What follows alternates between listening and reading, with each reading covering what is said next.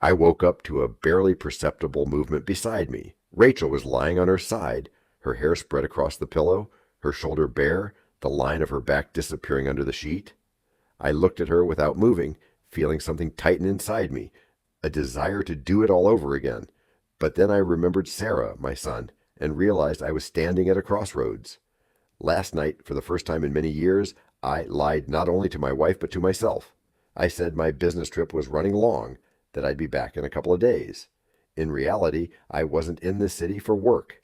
Fragments of home life floated through my mind. Sarah, my wife, always greeted me with a reserved smile, asked how my day was, never waiting for an answer, then went to feed the cat or check our daughter's homework. Our house in the Chicago suburbs was filled with familiar sounds. Cartoons in the kitchen, the barking of Barkley the dog, the clatter of dishes.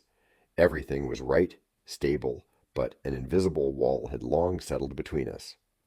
We didn't fight, didn't shout, just lived side by side, like two passengers in the same train compartment, each with their own thoughts. I worked as an engineer at a large company, often stayed late, not because I was a workaholic, just because I wasn't in a hurry to go home.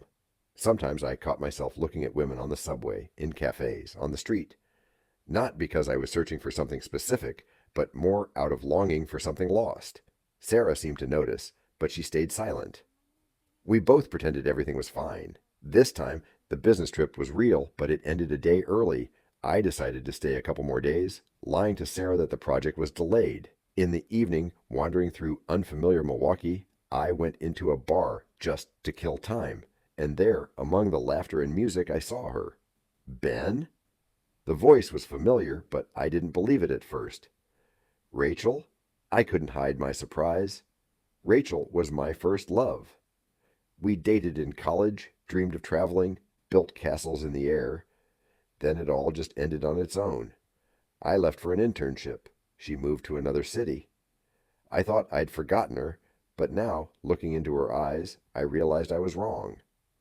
You haven't changed much, she smiled, maybe just a little more serious. And you... I hesitated, not knowing what to say. I guess I got a little more careful, Rachel laughed, but sometimes I wish I wasn't. We ordered a glass of wine each and started talking. She told me she worked in Milwaukee, had recently divorced, lived alone. I listened, realizing I didn't want to leave. At some point, Rachel covered my hand with hers. So, what's next for you? She asked, looking off to the side, as if afraid to meet my gaze. I didn't answer right away. I just stared into my glass, as if the answer could be found there. The evening dragged on. We laughed, remembered the foolishness of our youth, argued about music just like before. I felt alive, real. When the bar closed, Rachel suggested we take a walk. We wandered through the night city, and it felt like time had turned back. You're not in a hurry to get back, are you? She asked, stopping at the entrance to the hotel.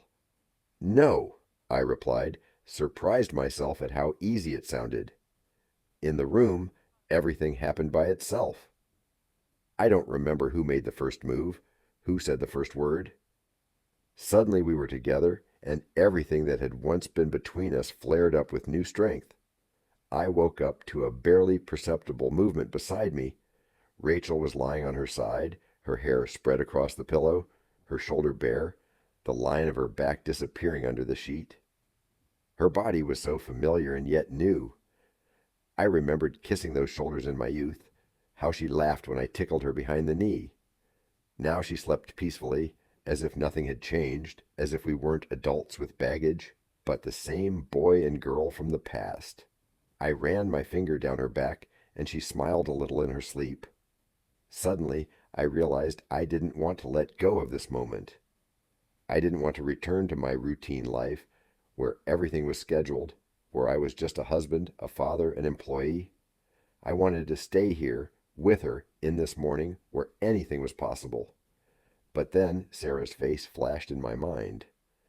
I remembered Jake, how he sent me a photo of his Lego creation yesterday, how proud he was to have built it himself. I felt torn apart. How can you choose between what feels real and what you've built over years? Rachel opened her eyes, looked at me intently, as if reading my thoughts. Ben, she said quietly, you know this isn't right. I didn't answer. You have a family. You've always been the one who keeps his word. I don't know what to do, I exhaled. You do, she sat up, pulling the sheet over her shoulders. You just don't want to admit it. I sat next to her, buried my face in my hands. I don't want this to be just a mistake, I said. I don't want you to be just a memory. I don't want to be the reason your son cries at night, she replied softly. I don't want you to hate me later for ruining your life. I looked at her, and my chest felt empty. I wanted to say I loved her, that I couldn't live without her, but the words stuck in my throat. I remembered how Sarah once said, you always come home, even if you go far away. Back then, I didn't think much of it, but now those words sounded like a sentence. Maybe this was just an island, Rachel said, a small piece of the past we both deserved. And what if I don't want it to end? She smiled sadly. Then you have to be ready to lose everything else. I got dressed in silence. She didn't try to stop me, didn't ask me to stay. I walked out into the hallway, feeling that it wasn't just the hotel room door closing behind me, but a whole chapter of my life. Downstairs in the lobby, I dialed Sarah's number. I listened to the ringing for a long time, then hung up. I didn't know what to say. I didn't know who I was now, a husband, a father, or just a man who once allowed himself to be happy.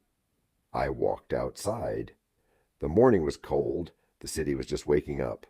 I got into my car, sat for a long time staring at the steering wheel before starting the engine.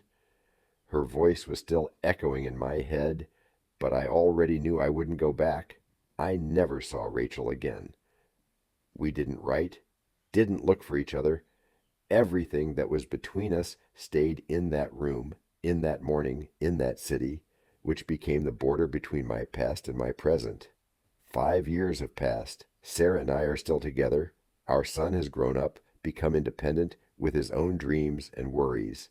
Sometimes I catch myself remembering that night, that conversation, that choice. But now I know I chose right. I chose not just my family, I chose myself, the person I want to be.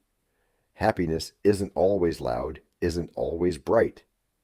Sometimes it's in the quiet of the kitchen early in the morning, in your son's laughter, in your wife's tired smile, in the feeling that you are home. I have no regrets. I am grateful for everything that was and for everything I have now.